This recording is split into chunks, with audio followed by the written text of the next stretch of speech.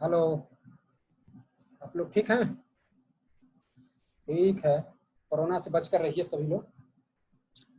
तो dear students, in this class we will discuss the education and the system of education.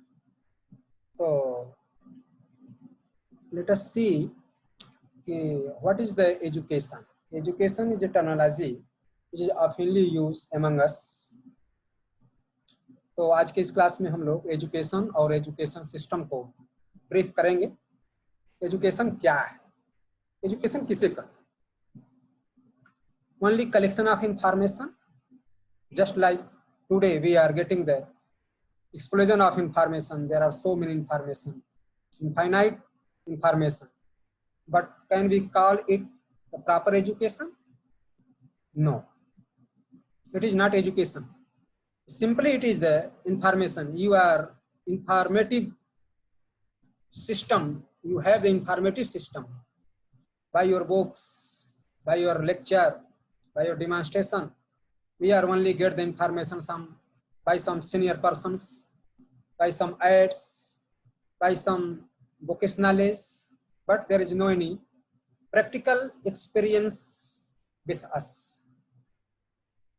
तो यहाँ पर एक डिफिनीशन मैं आपके सामने रख रहा हूँ, उसी के लाइट में यद्यपि एजुकेशन के बहुत सारे डिफिनीशन हैं, हम सबसे इम्पोर्टेंट डिफिनीशन रखते हैं जो स्वामी विवेकानंद के द्वारा दिया गया है, महात्मा गांधी ने भी दिया है, उसको भी हम ब्रीफ करेंगे। थोड़ा दो डिफिनीशन को हम आपको यहाँ पर ले आते हैं और उसके लाइट में फिर हम अपने एजुकेशन सिस्टम को सर्वे करेंगे कि is it sufficient to fulfil the purpose of our education और there is some need to modify the system. हम विचार कर लेंगे, ये कोई कहने की बात नहीं है, जरा हम जान लें, फिर हम स्वतः सभी लोग इस पर एनालिसिस करें और अगर सहमत हों और इसकी आवश्यकता महसूस करते हों तो हम इस पर एक पॉजिटिव स्टेप ले सकते हैं। स्वामी विवेकानंद ने कहा है कि एजुकेशन क्या है कि we want that education by which character is form, strength of mind is increased, the intellect is expanded, and by which, pay attention on the last point, and by which one can stand on his own leg या own feet. Last point सबसे important है कि by which one can stand on one's own feet.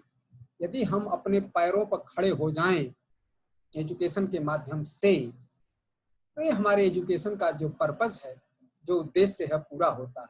पैरों पर खड़े हो जाए माने एक मुहावरा है, पैरों पर सभी लोग खड़े हैं, जिसको फिजिकली हैंडीक्राफ्ट नहीं है, चैलेंज नहीं है, ये एक मुहावरा आइडियम्स है कि हम अपने पैरों पर खड़े हो जाएं। हमारे जीवन प्रक्रिया में, हमारे लाइफ साइकिल में, जीवन में जो कुछ भी चैलेंज आते हैं उसको एनालाइज करना और प्रॉपर रेमेडी देना, ये हमारे अंदर अपनी निजी कैपेसिटी डेवलप हो जाए।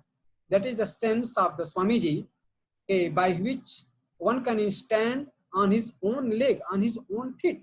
और अगर आप इसको वर्डसा देखें, उन्होंने कहा कि by which we want that education, by which education वही है, by which character is formed, आपका चरित्र उन्नत हो, strength of mind is increased, आपके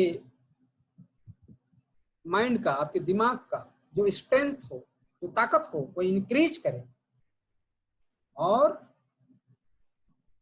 इंटेलेक्ट इज एक्सपेंडेड, आपकी जो प्रज्ञा हो, जो आपका ज्ञान हो, जो ज्ञान चक्षु हो, उसका विकास हो, एक्सटेंडेड हो, so that we can stand on his on own leg, जिससे कि हम अपने पैरों पर खड़े हो सकें, अर्थात हम अपनी जीवन की प्रक्रिया को, जीवन की साइकिल को स्वतः के आधार पर, स्वविवेक के आधार पर, स्व उत्पादन के आधार पर आगे की ओर बढ़ सकें, हमें किसी प्रकार की कोई कठिनाई न आवे, अर्थात हम अपना स्वामी बने, हम किसी का दास न बने।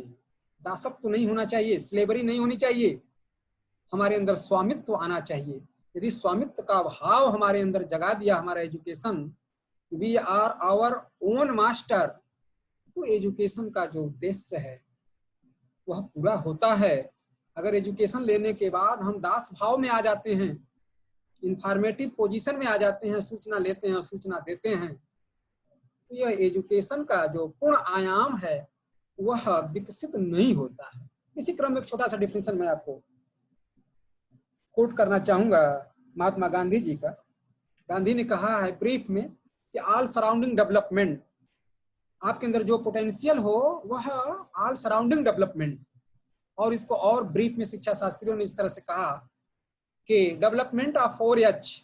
उन्होंने कहा आपका हेड, फर्स्ट हेड का पहला लेटर H, हार्ट, हैंड और हेल्थ।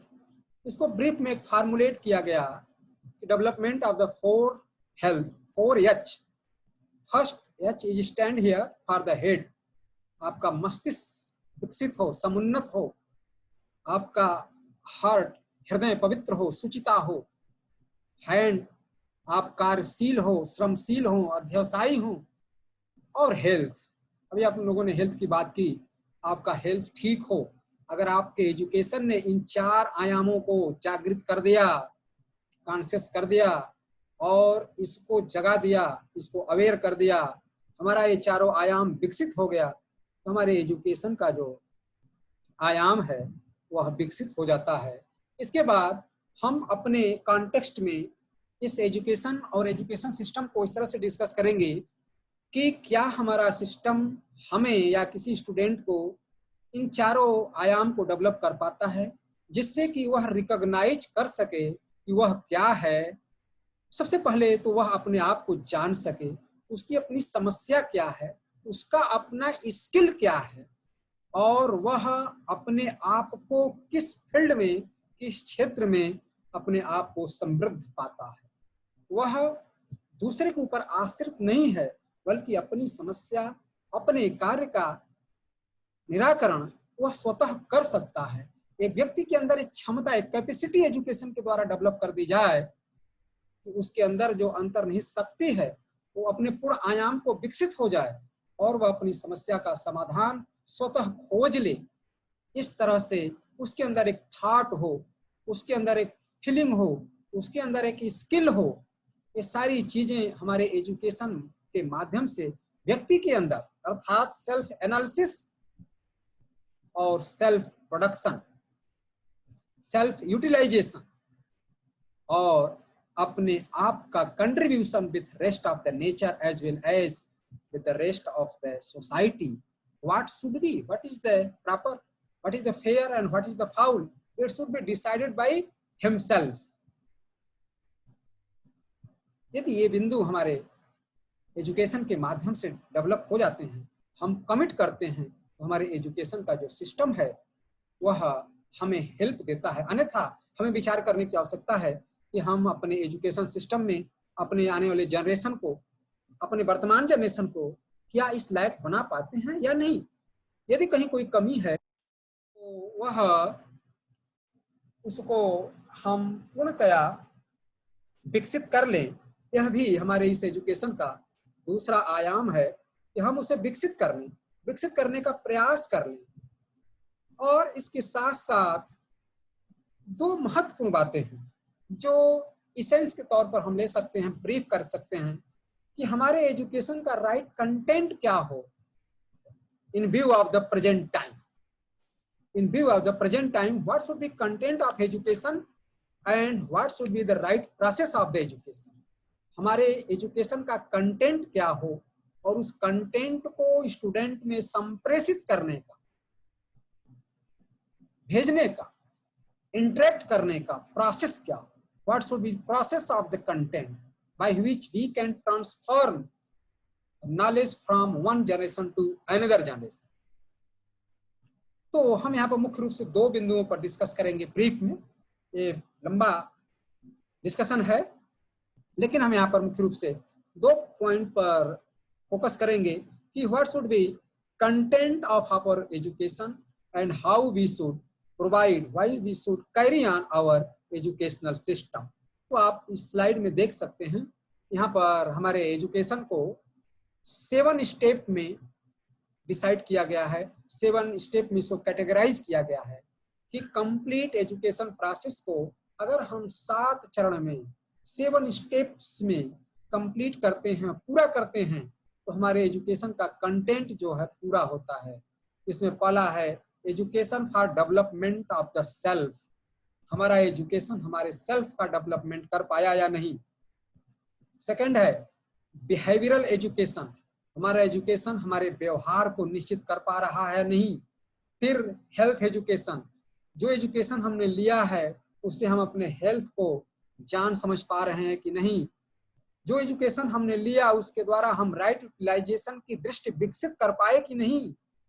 और उस एजुकेशन से हम रेस्ट ऑफ नेचर के साथ जो फंक्शन कर रहे हैं, जो वर्क कर रहे हैं, फिजिकल फैसिलिटी को हम कैसे प्रोडक्ट करें, कैसे प्रोड्यूस करें, हम नौकरी के लिए प्रयासरत रहें या नौकरी देने का भी काम कर सकते हैं।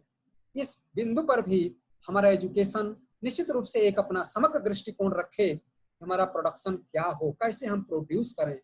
छठा पॉइंट है education for participation in the system. आप अपने सिस्टम में सिर्फ अपने लिए नहीं, अपने परिवार से ऊपर उठकर समाज में ही नहीं, राष्ट्र के लिए, और राष्ट्र में ही नहीं, अंतरराष्ट्रीय व्यवस्था में भी, और with respect of the nature के साथ आप कैसे अपने उपयोगिता को, भागीदारी को सुनिश्चित कर पाएंगे। यह भी हमारे एजुकेशन का एक पार्ट्स है। और यह एक व्यक्ति के अंदर पार्टिसिपेशन का रोल भी जो है सिखाया जाना चाहिए। लास्ट है एजुकेशन फॉर स्पेशल केयर।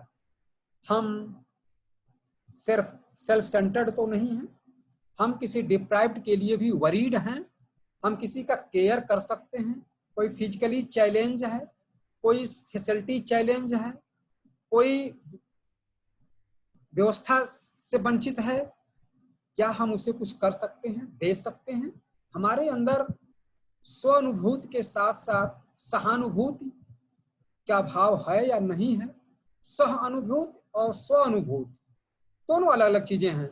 हम अपने लिए ही केवल अनुभूति करते हैं या साथ में किसी और के लिए भी अनुभूति करते हैं।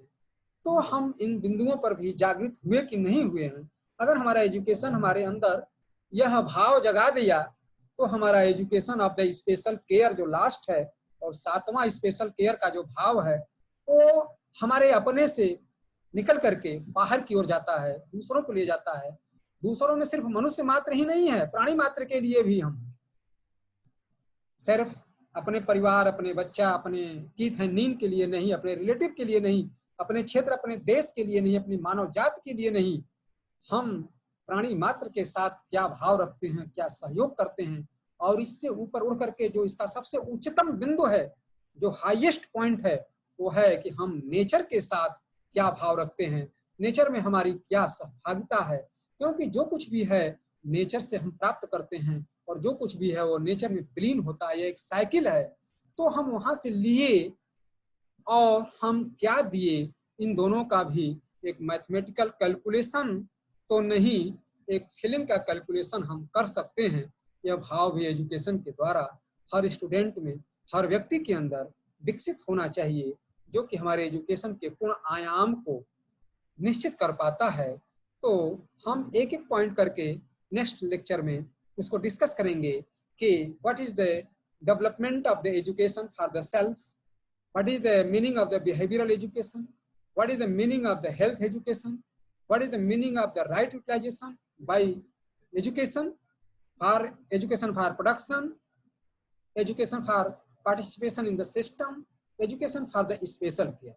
What is the role of the education for all these aspects, so that we can make a proper figure, proper frame of reference, so that a person which can develop himself for all surrounding dimensions of the personality, not only earn bread and butter, not only to take some information and provide someone.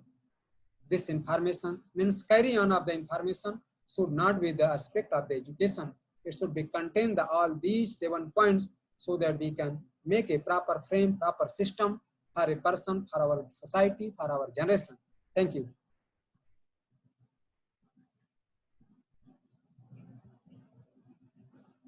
ठीक है, अच्छा।